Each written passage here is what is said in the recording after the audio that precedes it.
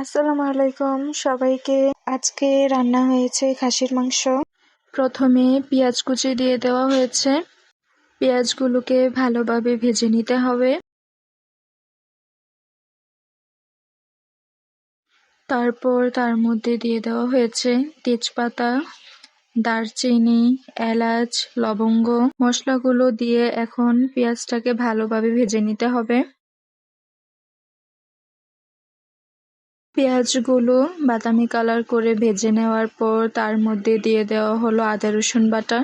পেঁয়াজ আর আদা রসুন বাটা ভালোভাবে ভেজে নেওয়ার পর তার মধ্যে দিয়ে দিতে হবে সকল গুঁড়া মশলা, ধনিয়া গুঁড়া, হলুদের গুঁড়া, মরিচের গুঁড়া, লবণ এবং সামান্য পানি দিয়ে মশলাটা ভালোভাবে কষিয়ে নিতে হবে।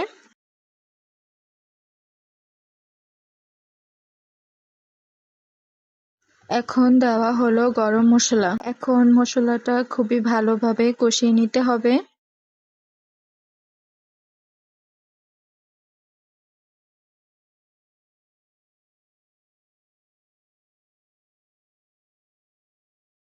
মশলাটা কষিয়ে নেওয়ার পর এখন দিয়ে দেওয়া হচ্ছে খাসির মাংস।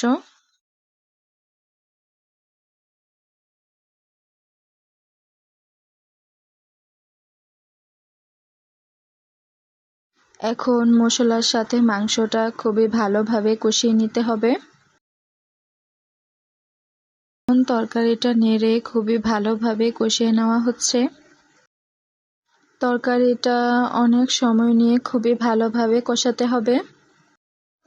তরকারিটা যত ভালোভাবে সময় নিয়ে কষানো হবে খেতে ঠিক ততটাই সুস্বাদু হবে।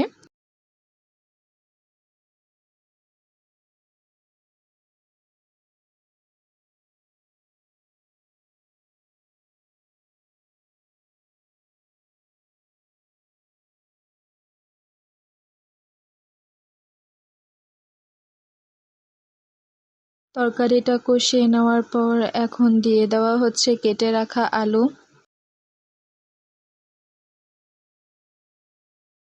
আলুগুলো দিয়ে দেওয়ার পর তরকারিটা আবারও অনেকক্ষণ কষাতে হবে। তরকারির কালারটা খুবই সুন্দর হয়েছে। আজকে তরকারিটা খেতেও খুবই মজা হয়েছিল। এখন দিয়ে দেওয়া হচ্ছে পরিমাপ মতো গরম পানি। আগে পানিটা গরম করে রাখা হয়েছিল, সেই পানিটা এখন দিয়ে দেওয়া হয়েছে। এখন তরকারিটা আরো কিছুক্ষণ সময় নিয়ে রান্না করতে হবে মাংস এবং আলুগুলো ভালোভাবে সিদ্ধ হওয়ার জন্য। তরকারিটা আরো সুস্বাদু করার জন্য এখন দিয়ে দেওয়া হয়েছে কিছু কাঁচামরিচ।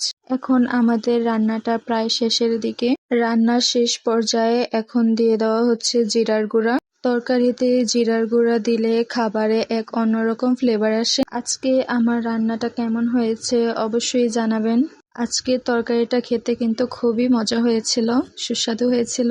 আজকের মতো আমার ভিডিওটা এই পর্যন্তই। যারা যারা আমার চ্যানেলটাকে সাবস্ক্রাইব করেননি অবশ্যই সাবস্ক্রাইব করে পাশে থাকবেন। আল্লাহ হাফেজ।